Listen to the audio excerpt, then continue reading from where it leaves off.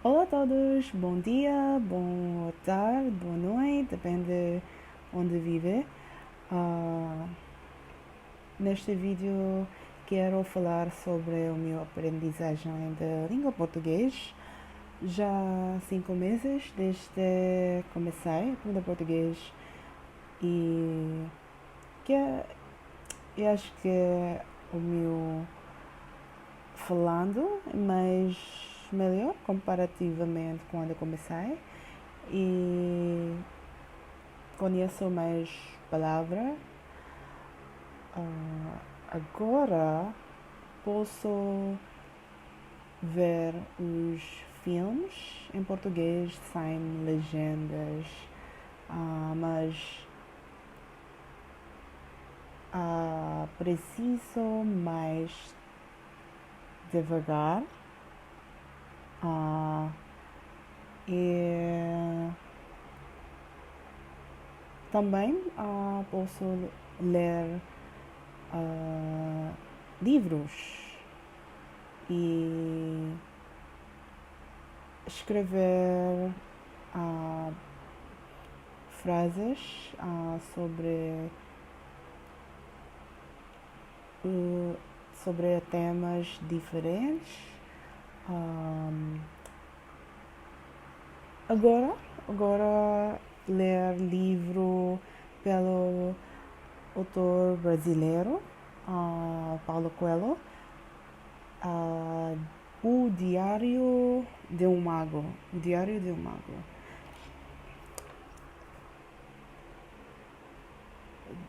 O Diário de um Mago.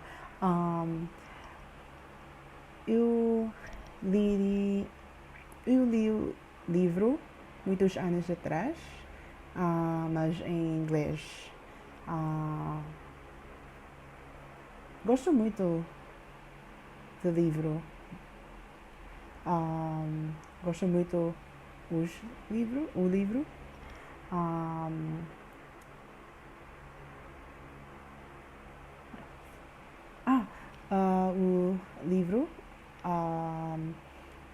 sobre o caminho Santiago de Compostela. So the first part of this video was me trying to speak Portuguese after 5 months of acquiring, and I'm actually just trying to finish 600 hours, at least the first 600 hours of trying to acquire the language, as was discussed by another video that I saw on YouTube. And I think when it comes to comprehension, it's like, ooh, this is the curve that I am at right now, like 0, and I think I'm somewhere here when it comes to trying to understand things. It's catching up with my Mandarin, but given that Mandarin is a per character language, so yeah, I don't think I can compare those two. But in terms of the time that I took to study this language compared to that language, which I've been trying to acquire for more than 10 years because I studied it in school, it's really more difficult. So at least with Portuguese, it's in Roman alphabet, and yeah, I think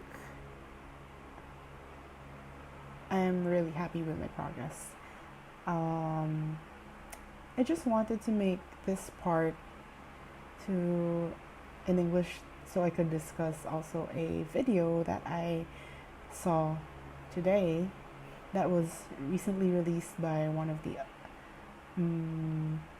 more famous, I guess, polyglots on YouTube, Ollie Richards, and he was discussing about other YouTube polyglots and the kind of culture that's around polyglots. So my story is I've never thought about being a polyglot in the first place. I just thought that I was multilingual because I could speak Filipino and English and Mandarin, and our Chinese, my other Chinese language, Hokkien, and another Philippine language, and people would say, "Oh, but those are dialects."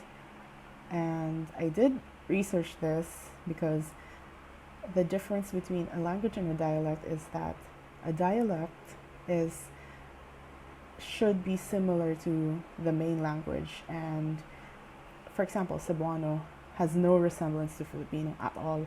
So if you don't speak Cebuano and you only speak Filipino, or you speak Cebuano and not Filipino, you wouldn't understand the other person. So that by definition is a different language. But you could say that it's in the same family as Southeast Asian Malay, languages, but they're two different languages. So, well, that's being technical, but my point is, and his point is, that it really doesn't matter if the labels in the end doesn't matter, because, and I think I agree with him in this sense, that what really matters is if you're able to express yourself in that language, or if you're able to enjoy the things that you do in that language.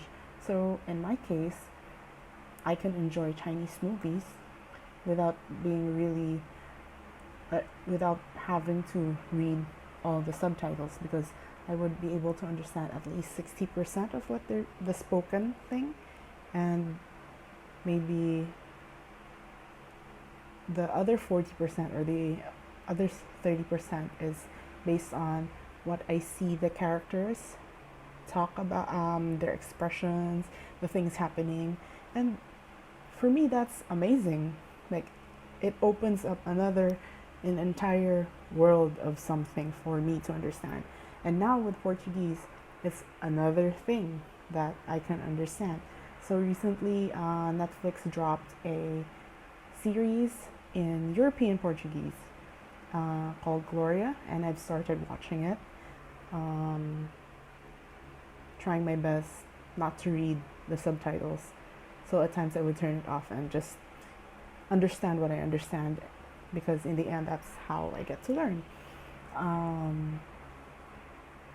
So yeah, for me, I enjoy being able to speak phrases, words, or whatever, because if I'm in a place where people, for me, it's something to break down barriers between me and other people. Like when we used to travel pre-pandemic, when we were in Europe, a couple of Chinese people wanted me to take their photograph, and I knew they were from mainland China. So they asked me if I could take their photo, and then I told them, 可以呀. So even if I just said yes, I was like, sure, it's just 2 characters. They were super happy, because who would think that someone in Europe would be able to speak Mandarin to them? At that time. And when I was up the mountain in Bhutan, climbing towards the tiger's nest, there were a couple of Brazilians, and who once again wanted me to take their picture. I think they were on a honeymoon or something. And so I asked them, "Oh, where are you guys from?" And they said, "Oh, we're from Brazil." And I said, "Oh, bom dia," because I knew how to say good morning. And that's the only thing I knew, probably. Bom dia. And I even said it in Brazilian. So I said, "Bom dia."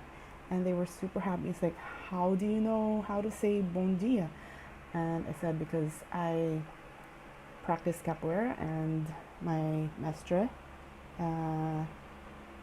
is from Sao Paulo. No, I'm not sure if he's from Sao Paulo, but he's originally from Brazil. And that was another barrier that was broken down. So it's not about being fluent for me, at least initially. And I do still want to learn some other languages, like probably French, Russian. I've started to try to memorize the Cyrillic alphabet of Russia, and I can say спасибо, хорошо, и до свидания.